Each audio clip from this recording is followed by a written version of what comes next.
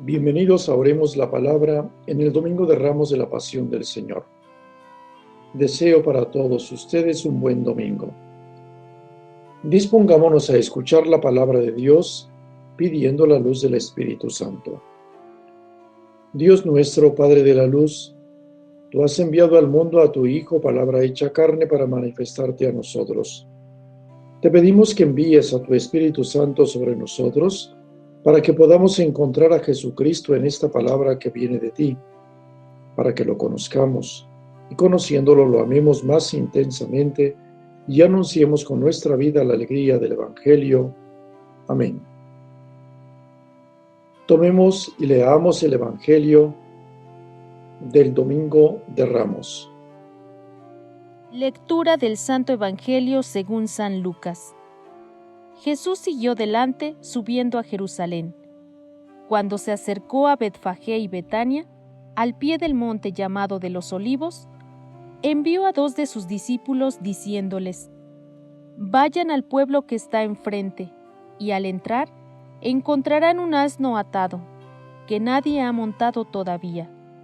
Desátenlo y tráiganlo. Y si alguien les pregunta ¿por qué lo desatan?, respondan: el Señor lo necesita. Los enviados partieron y encontraron todo como Él les había dicho.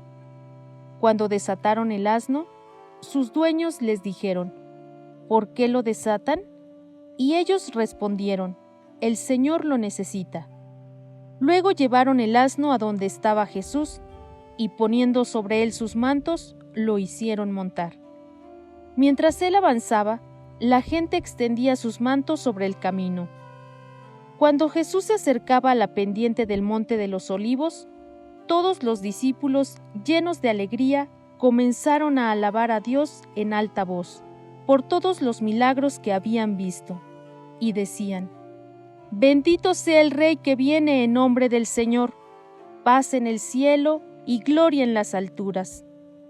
Algunos fariseos que se encontraban entre la multitud le dijeron: Maestro, reprende a tus discípulos.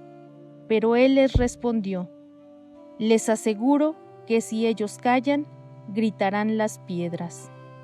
Palabra del Señor. Gloria a ti, Señor Jesús. Ahora busquemos lo que el Señor nos quiere decir a través de la meditación. Hoy hemos escuchado la entrada triunfal de Jesús a Jerusalén y el relato de la pasión según San Lucas.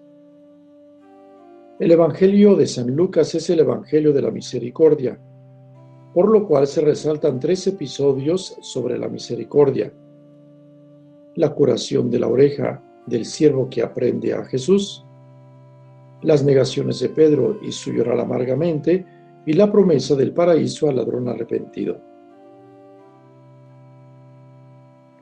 Cuando Jesús estaba orando en el Monte de los Olivos, llegó el grupo encabezado por Judas para aprehenderlo. Los discípulos de Jesús intentan oponer una resistencia armada y uno de ellos hiere a un siervo del sumo sacerdote cortándole la oreja derecha. Ante esto, Jesús detiene la resistencia armada y actúa contrariamente, curando la oreja del siervo. De este modo, Jesús es contrario a toda rebelión. Una vez más, Jesús actúa con su poder realizando un milagro. Jesús manifiesta su poder divino y el amor a los enemigos. No lastima a nadie, sino por el contrario, el poder que tiene lo usa siempre para el servicio de los demás. Así, expresa su perdón y con su misericordia transforma el corazón de los enemigos. Segundo, las negaciones de Pedro. Pedro niega a Jesús 3 veces antes de que cante el gallo, ante una criada que lo relaciona con Jesús, ante un hombre que le dice ser de los discípulos de Jesús y ante otro hombre que lo llama Galileo. De esta manera, Pedro niega su relación con Jesús, su pertenencia a los 12 apóstoles y su identidad como discípulo. Así se cumplen las palabras que Jesús le había dirigido anteriormente: antes de que cante el gallo, habrás negado 3 veces que me conoces. Por eso Jesús mirará a Pedro, y Pedro, al recordar las palabras de su maestro, comenzará a llorar amargamente. Nos imaginamos a Pedro, quien espera en los pasillos del Palacio de Justicia, y cuando Jesús sale, lo mira, y Pedro, al ver a su maestro, recuerda sus palabras. El que Jesús vuelva la mirada a Pedro, más que ser un movimiento físico, es un movimiento hacia el interior. Por eso, en su interior, Pedro experimenta el horror del pecado que acaba de cometer, la negación de su maestro. La negación es una opción rápida, tomada en un momento de crisis, de un reflejo de autoprotección guiado más por el miedo que por el cálculo, de una decisión guiada más por el impulso que por la reflexión, decisión que consiste en soltar a un ser que hasta el momento se ha tenido.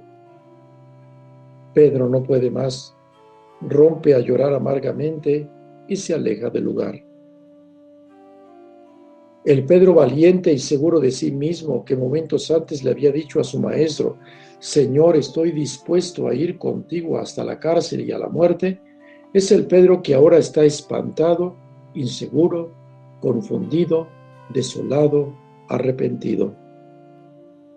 Tantos sentimientos se cruzan por la mente de Pedro que no puede más y termina llorando con amargura. Sin duda alguna, nos recuerda a cada uno de nosotros que no somos lo suficientemente fuertes y que le hemos fallado a Jesús muchas veces y que ha habido ocasiones en que también nos hemos sentido muy mal. Es la experiencia de las consecuencias del pecado que nos llenan de amargura el corazón por no haber sido lo suficientemente fuertes, por haber fallado y por haber perdido toda seguridad en nosotros mismos. Este es el momento de comenzar a caminar en la humildad y reconocer nuestra debilidad mirando solamente a la misericordia de Dios, de quien depende ahora nuestra suerte. Tercero, la promesa del paraíso al ladrón arrepentido. En los momentos en que Cristo está crucificado y en su agonía, se manifiesta su santidad y su misericordia con el ladrón que le suplica que se acuerde de él cuando venga en su reino. El ladrón reconoce en Jesús al Mesías, quien en la plenitud de los tiempos vendrá a establecer el reino definitivo después de la muerte. El buen ladrón sería feliz si más allá de su pasión Jesús no lo olvidara. Por eso reprende al otro ladrón y lo llama a tener temor de Dios, porque lo reconoce culpable igual que él y reconoce que Jesús es un caso aparte, pues ha sido tratado injustamente, mientras que ellos están siendo tratados como lo merecen sus malas obras y están sufriendo un castigo justo. En cuanto al buen ladrón, ya reconocer la culpa y temer a Dios representa un acto de arrepentimiento y el principio de la conversión.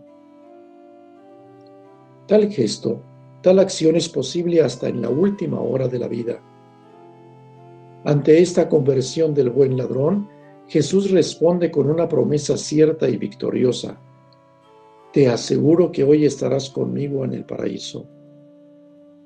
No hay promesa divina más tranquilizadora que el estarás conmigo. Estar con, ya sea que Dios esté presente entre los suyos o que el pueblo esté en compañía de su Señor, es una constante de la fidelidad bíblica. Emmanuel, Dios con nosotros. De este modo Jesús asegura al creyente que estará en la compañía de Dios más allá de la muerte. Por lo tanto, en el relato de la pasión del Señor según San Lucas, podemos contemplar que la misericordia de Jesús se ofrece a cualquier tipo de persona que entra en contacto con Jesús. Jesús perdona al siervo que busca aprenderlo y llevarlo a su pasión. Perdona a Pedro que lo ha negado 3 veces y al buen ladrón que reconoce su culpa y cree en su mesianidad. La misericordia divina no tiene límites. donde quiera que encuentre un corazón dispuesto a recibirla y a dejarse transformar por ella.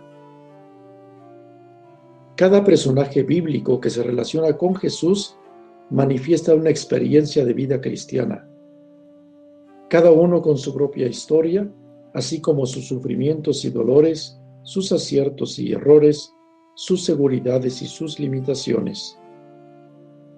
Cada uno, después del encuentro con Cristo, viene transformado en su interior y comienza un camino de fe cada vez más auténtico.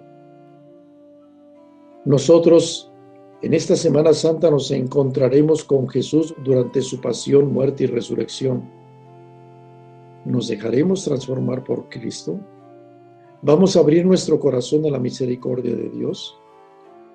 ¿Nos vamos a dejar reconciliar con Él por medio de la confesión?